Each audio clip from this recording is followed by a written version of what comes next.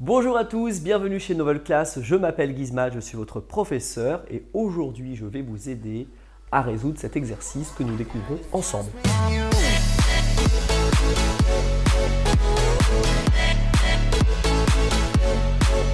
Déterminez si elle existe la limite suivante. On vous demande de déterminer la limite lorsque n tend vers plus l'infini de cette somme 1 plus 1 demi plus 1 demi puissance 2 jusqu'à 1 demi puissance n. Alors normalement, vous avez dû voir en première spécialité mathématique, ou plutôt en terminale spécialité mathématique, une formule concernant la somme des éléments d'une suite géométrique.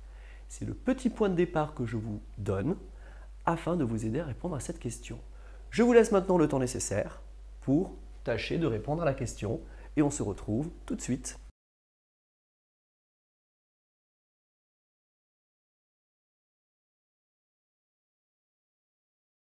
Alors, est-ce que c'était difficile, facile? Avez-vous trouvé une réponse?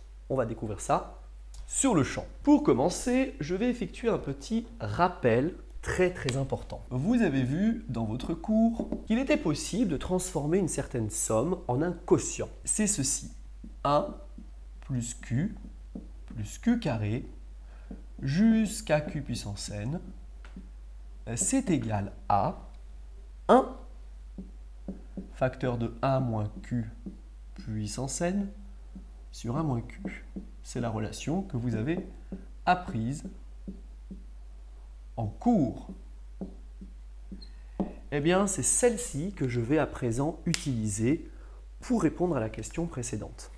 Car en effet, 1 plus 1 demi plus jusqu'à 1 demi à la puissance n, c'est exactement cette relation-là en prenant q égale 1 demi.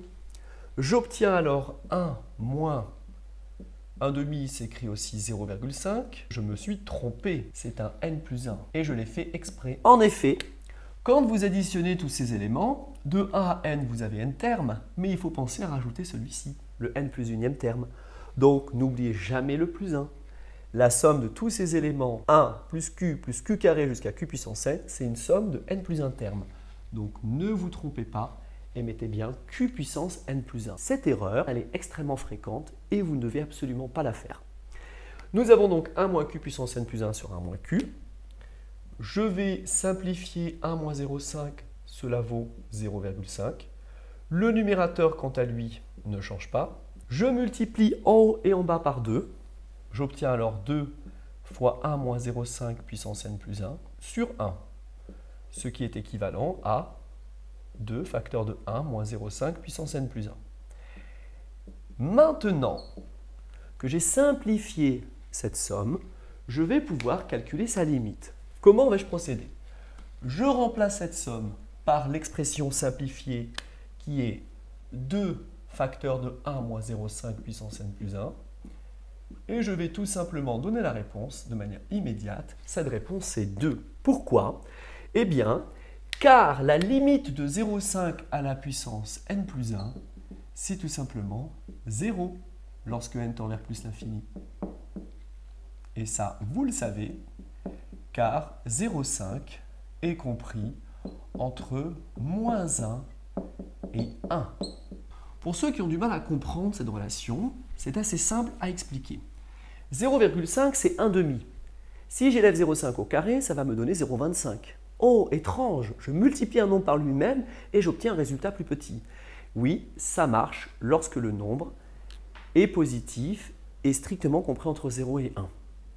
Lorsqu'il est négatif, si j'ai moins 0,5 fois moins 0,5, j'aurai 0,25. Il est un peu plus grand, mais ce que je veux dire par là, c'est qu'en valeur absolue, il se rapproche de 0.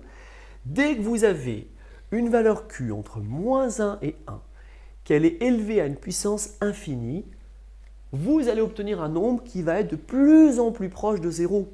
Et puisque la limite de 0,5 puissance n plus 1 est égale à 0, 1 moins 0,5 puissance n plus 1 tend vers 1, et 1 multiplié par 2, ça donne 2. Gizmat vous remercie d'avoir suivi cette correction et vous retrouve dans un prochain épisode avec Novel Class. Merci à vous.